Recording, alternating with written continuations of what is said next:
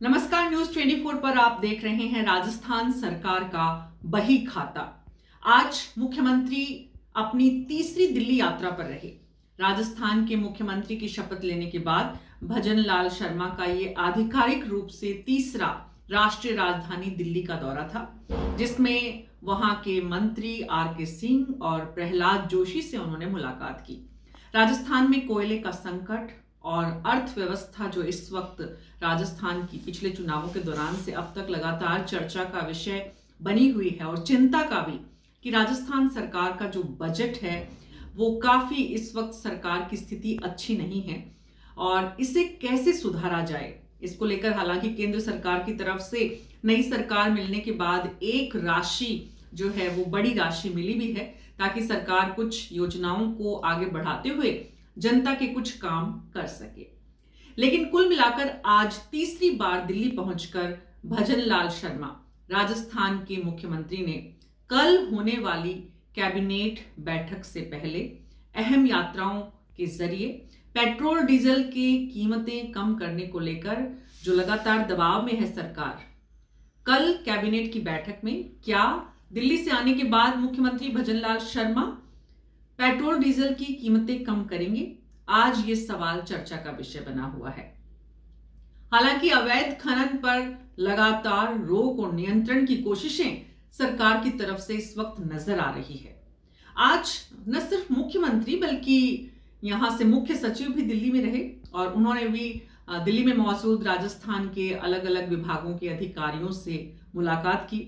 राजस्थान से जुड़े हुए बीकानेर हाउस में जो अधिकारी बैठते हैं उनसे भी मुख्य सचिव सुधांश पंत ने कल और आज बैठक की। तो ये सरकार की और मुख्यमंत्री की बात करें, लेकिन सरकार के मंत्रियों की अगर हम चर्चा करें तो सबसे ज्यादा चर्चाओं में रहने वाले, विवादों में रहने वाले डॉक्टर किरोड़ी लाल मीणा आज स्टेट बीजेपी के प्रदेश मुख्यालय में नजर आए और प्रदेश मुख्यालय में उनकी उपस्थिति जो थी वो काफी दिलचस्प एक बैठक में थी। नारी शक्ति जो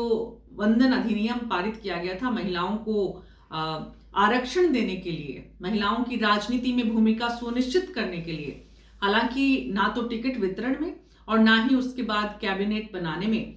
बीजेपी उस पर अमल कर पाई। तो अब कैसे महिलाओं के बीच अपनी जगह बनाएं, इसका रास्ता तलाश रही है बीजेपी। और आज बीजेपी मुख्यालय में जयपुर में बड़ी संख्या में महिलाओं के साथ नारी शक्ति अधिनियम को जमीन पर कैसे उतारा जाए, कैसे उसका फायदा लिया जाए, इसके लिए एक अभियान चलाया जाएगा राजस्थान में। और बड़ी संख्या में यहां महिलाएं इकट्ठा हुई और क्योंकि जो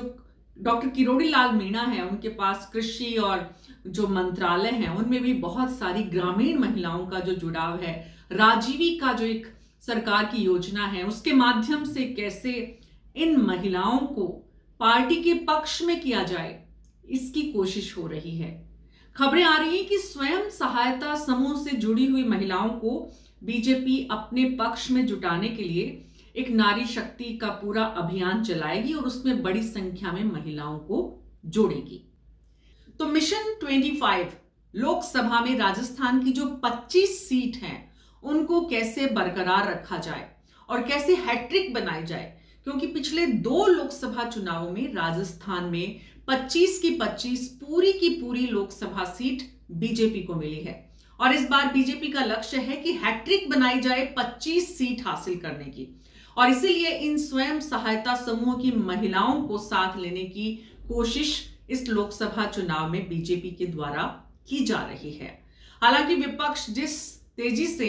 इस 25 के चक्रव्यूह को भेदने की कोशिश कर रहा है, आज बैठक कांग्रेस की ना सिर्फ दिल्ली में बल्कि जयपुर में भी जिस तरह से हो रही है, और अशोक गहलोत राजस्थान के पूर्व मुख्यमंत्री लगातार हमलावर हैं राज्य सरकार पर, अपराधों को लेकर स्थिति नियंत्रित नहीं हो पा रही है, गुटबाजी खत्म नहीं हो पा रही है, ये आरोप आज ही अशोक गहलोत ने मौजूदा सरकार पर लगाया है। लेकिन उसके बाद भी इस हैट्रिक को कैसे तोड़ा जाए, ये जो गणित कांग्रेस पार्टी बैठाने की कोशिश कर रही है अलायंसेस के साथ भी, उससे पार पाने के लिए बीजेपी पूरी तरह लोकसभा चुनाव में जुट चुकी है और उसमें मंत्रियों का, उप मुख्यमंत्री जिस तरह से लगातार विकसित भारत संकल्प यात्राओं में जुटे हुए हैं, आज भी उप मुख्यमंत्री जो हैं वो जयपुर से बाहर हैं। हालांकि वागड़ क्षेत्र को लेकर भी मुख्यमंत्री जो हैं भजनलाल शर्मा, उनका आज एक सोशल मीडिया पर और राजस्थान सरकार के सूचना एवं प्रसारण विभाग की तरफ से कहा गया है कि वागड़ क्षेत्र को रेल और सड़क यातायात से जोड़ने के लिए सरकार जबरदस्त ढंग से, रफ्तार से काम करेगी। ये पूरा इलाका जो है वो उपेक्षित रहा सालों से, दशकों से। तो राजस्थान में लोकसभा चुनाव और राजस्थान की जनता और राजस्थान में जो पूरे उपेक्षित जो इलाके हैं उनको कैसे मुख्य धारा में लाया जाए, इसकी कोशिशों में राजस्थान सरकार काम करते नजर आ रही है। हालांकि कैबिनेट की बैठक की तैयारियां तेज है और कल क्या आरएएस अभ्यर्थियों को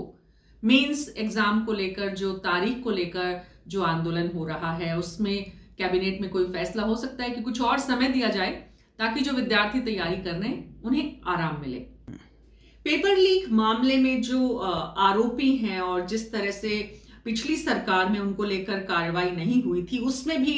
एक बार फिर से रफ्तार दिखाने की कोशिश राजस्थान पुलिस की तरफ से हो रही है। गिरफ्तारियां तेज हो रही हैं।